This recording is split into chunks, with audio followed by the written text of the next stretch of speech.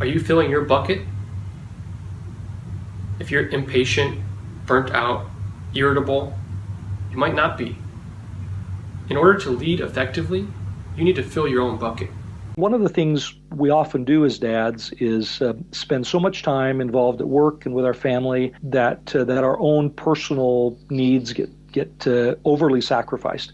I mean, the final analysis, when you sign up to be a dad, you sign up to put yourself second, but you also can't give out of an empty bucket. You can't fill your child's bucket if your own bucket's empty. To influence, to provide the culture you want, to implement your game plan in your home, keep your bucket full.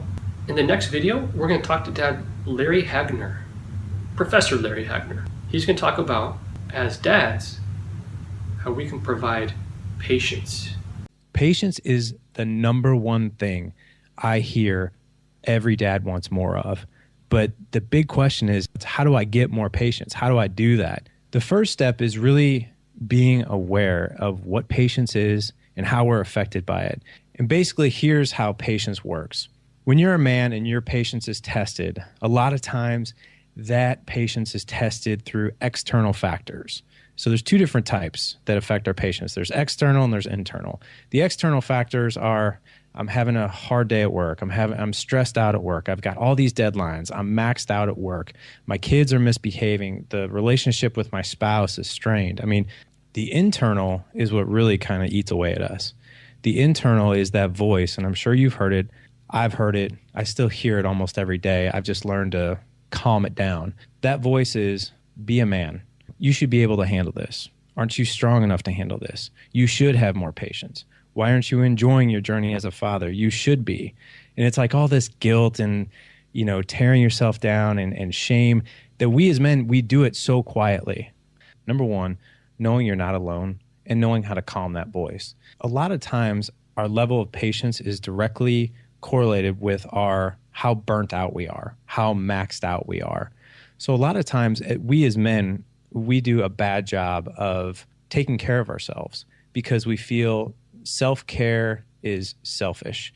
How could I take time away from my family, away from my kids for self-care? I already work a 40-hour, 50-hour, 60-hour work week.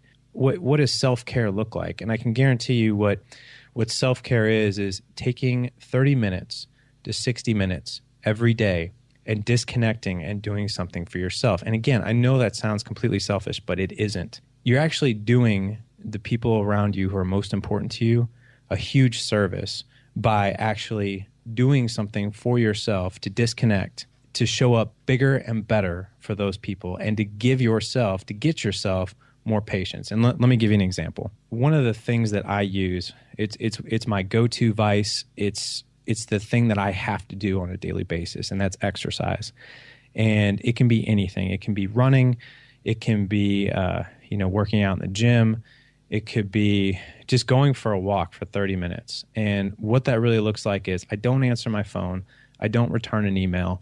I get those endorphins going and I disconnect from everything. And what I find after I've done that for 30 to 60 minutes is a better version of myself because I feel better. I've taken time to basically, to use the analogy, put on my oxygen mask first. If you've been on an airplane, they always say put your oxygen mask on first and then assist your child.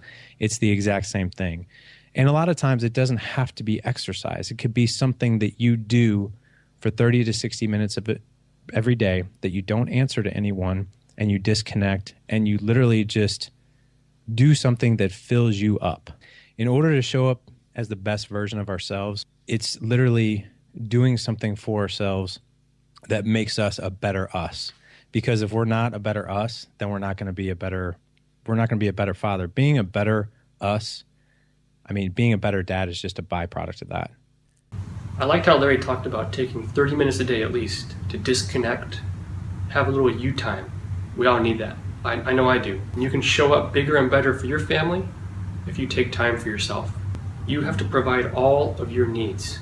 I was talking to Dad, Professor Michael Burt, known as the Super Coach, and he made me realize that my bucket is not just one bucket. You've got 4 different buckets that you need to fill if you're going to fill your children's four buckets, because we all have four buckets. I believe in the whole person theory, which says every person is made up of four parts: a body, a mind, a heart, and a spirit. Each of those parts produce four different needs, four different dimensions, four different capacities. The body's needs to live, the mind's needs to learn, the heart's needs to love and be loved, and the spirit's needs to connect to higher power, to leave a legacy, to really connect. So when you think about this, four parts of a person's nature, many schools are not equipped: knowledge, skills, desire, confidence. All right, to review.